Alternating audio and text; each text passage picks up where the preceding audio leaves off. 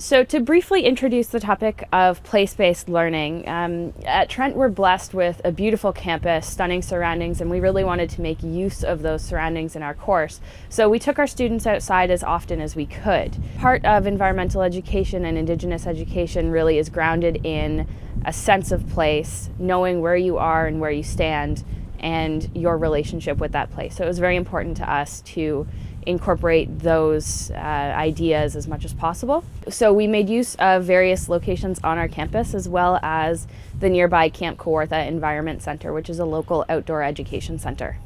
So to give you an idea of some of the activities that we did outside, we took students on a nature walk, talked about the local plants and animals, including many of the invasive species that live in this area and the problems that those cause. Students scavenger hunted for edible plants and returned to the centre to make ESE-TE.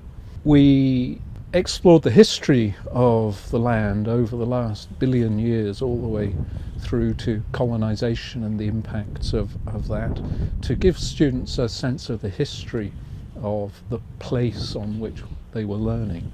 We also carried out a disrupted version of the human camera exercise, where students became familiar with a particular sit spot in the local area. But some of them were then denied the opportunity to return to that area and locate it afterwards.